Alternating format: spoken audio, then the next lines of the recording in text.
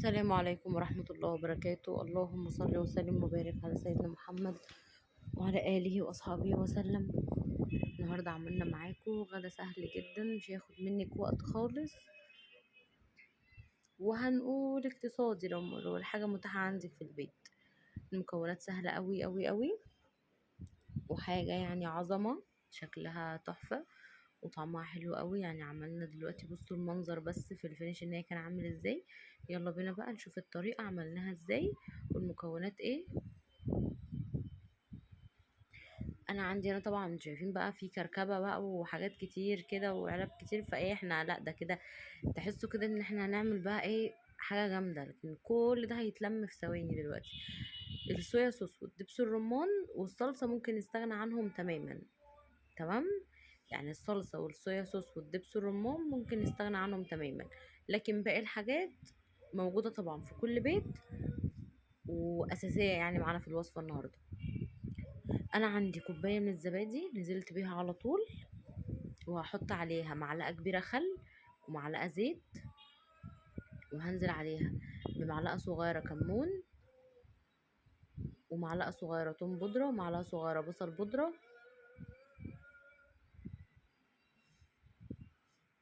ومعلقة كبيرة فلفل اسود وبهارات فراخ. بس كده بس كده، وطبعا الملح معنا اساسي، ومعلقة ونص معلقة صغيرة ايه بهارات فراخ، وزعتر برضو اختياري، يعني الزعتر برضو ممكن تستغني عنه لو مش موجود عندك. الله اكبر، الله اعظم، والعزة والجلالة لله. وطبعا ظبطت الملح بتاعي، نزلت بالملح، وهحط معلقه صلصه، والصلصه طبعا زي ما قلنا ممكن تستغني عنها، والصويا صوص والدبس الرمان برضو ممكن تستغني عنهم، بس انا يعني بحب احطهم عشان بيعززوا معايا الطعم. حطيت معلقه صغيره دبس رمان ومعلقه صغيره صويا صوص ومعلقه صغيره صلصه، وهميكس الكلام ده كله مع بعض حلو قوي، وهروح نازله بالفراخ بتاعتي. انا عندي نص كيلو آه بانيه مقطعاه شرايح رفيعه طويله، يعني تقطيعه الشاورما، التقطيعه بتاعه الشاورما بتبقى رفيعه وطويله. انا عملتها كده بنفس الطريقه، بس دي مش هنعملها يعني، بصوا اهي هنعملها يعني تقطيعه الشاورما بس مش تتبيله الشاورما.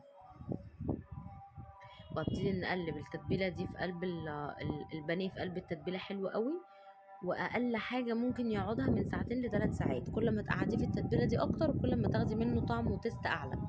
فانا سبته بالظبط 3 ساعات، وهنا بعد ما سبته 3 ساعات رجعت. هبتدي دلوقتي ان انا اعمل الرز، وهعمل الشاورما بقى بطريقه خفيفه قوي، يعني سهله جدا مش تاخد اي وقت، ممكن 10 دقايق تعمليها وانتي واقفه.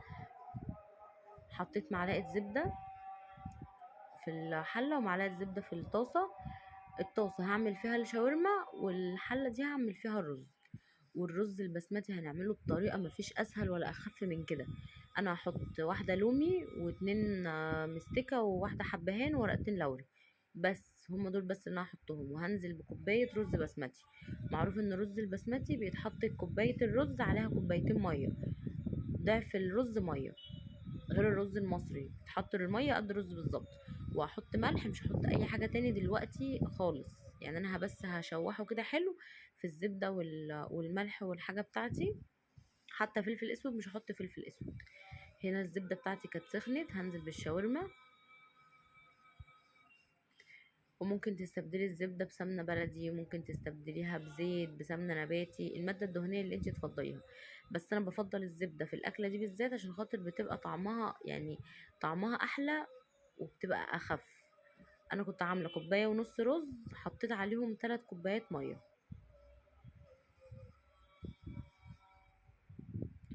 وهظبط الملح بتاعي برضو، حسيت ان الرز يعني دلع سنه.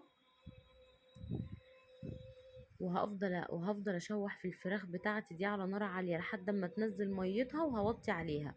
اول ما تشرب ميتها ونسمع صوت الطشطشه، هروح نازله بقى ببقيه المكونات بتاعتي. هنا كانت الفراخ شربت ميتها كلها، هروح نازله عليها بالفلفل الالوان. عندي فلفل اخضر واصفر واحمر، ميكس كده فلفل الوان مع بعض، وهنزل عليهم برشه فلفل اسود ورشه ملح على الفلفل. وهقلب الفلفل على جنب لوحده بعيد عن الفراخ لحد ما الفلفل يدبل معايا. بعد كده هميكس الاتنين مع بعض.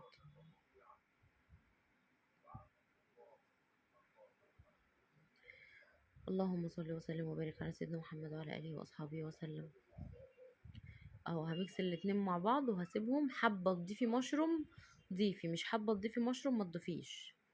بس انا في الاخر يعني كنت محتاره احط مشروم ولا لا، احطه ولا لا، كنت محتاره، بس في الاخر حطيت مشروم. ودي بودره زعفران بتجيبها من عند اي عطار، بتخلي لون الفراخ كده حلو قوي، يعني في ثانيه كده تخلي لون الفراخ اصفر كده ولونها حلو قوي.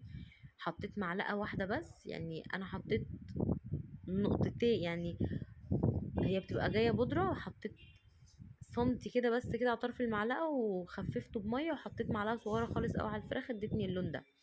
ودلوقتي الرز بتاعي كان اتشرب، شلت طبعا كل الحاجات اللي انا كنت حطاها فيه، اللومي والحبهان والمستكه وورق اللوري، واحفظيهم عدد عشان خاطر لما تيجي تشيليهم تبقى حافظاهم، مفيش حاجه تيجي تحت ضرس حد وهو بياكل وكده.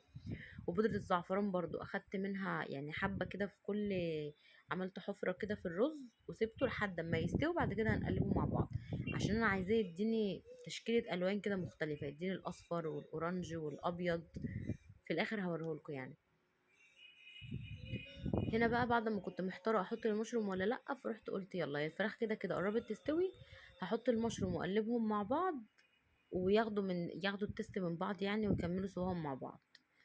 والله العظيم قعدت منها حاجه يعني، اتاكلت كلها بألف هنا وشفا، وكان طعمها تحفه وسهله جدا يعني، تقريبا مفيش اسهل من كده. وممكن تعملي نفس الطريقه دي وتحشي بيها العيش السوري، ممكن تحشي بيها الكريب، ممكن تعملي بيها كذا طريقه. حتى احنا في الفيديو الرقاق الطري اللي احنا كنا عاملينه مع بعض قبل العيد، هنحشي برضو يعني هنحشي منه الخلطة دي.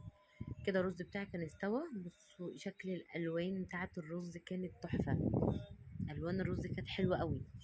كان مديني كده 3 الوان مع بعض، الاورنج والاصفر والابيض، كان شكلها حلو قوي. وطعمه كان ما شاء الله بألف هنا وشفا للي اكل منه. كان طعمه حلو جدا، لان الزبده كمان كانت مديله طعم حلو قوي، وكانت تتبيلته خفيفه ما فيهوش بهارات كتير، فكان حلو قوي. دي طبعا الفراخ اللي احنا عملناها مع بعض، وده الرقاق الطري اللي احنا عملناه قبل العيد. انا هنا حطيت حبه يعني، بص هو قعد قد ايه، بقاله قد ايه في الفريزر، وبطلعه بسيبه يفك كده من السقعه، وبحشيه وبلفه بيبقى طري زي ما هو، بيفك معايا كده. حطيت طبعا حبه فراخ وحبه جبنه رومي وجبنه موتزاريلا، عملت ميكس من النوعين الجبن اهو. بصوا طري جدا ازاي. هنزل طبعا بالفراخ، ممكن تحشيها فراخ، تحشيها جبن، تحشي شوكولاته، عايزه تعمليه حلو مثلا تحشي شوكولاته وموز، حابه انك تعمليه باللحمه المفرومه، تمام. بصي الرقاق الطري دوت ميزته انك تقدري تحشي بيه اي حاجه، تحشي اي حاجه. وهبتدي دلوقتي ان انا اصدمه. انا هو طبعا الرقاق مستوي والفراخ مستويه، بس انا عايزه الرقاق بتاعي ياخد لون والجبنه تسيح من جوه. بصوا كان لونه حلو قوي ازاي. هبتدي دلوقتي ان احنا نغرف الرز بتاعنا. طبعا التاتش الاخير دوت ولا الفينش الاخير ده بتاعك انتي، تقدري تزيني بالطريقه اللي انتي حباها. بصوا ميكس الالوان، وهنحط كده، ممكن تقدميها كده في الاطباق لوحدها، وممكن تحطي كل حاجه لوحدها. وده كده كان الشكل النهائي النهارده بتاعنا بتاع الفيديو. طريقه سهله قوي، وممكن تعملي الغدا دوت لو انتي محتاره تعملي اكل ايه، ممكن تعمليه في ساعه، مش هياخد منك اي وقت. واشوفكم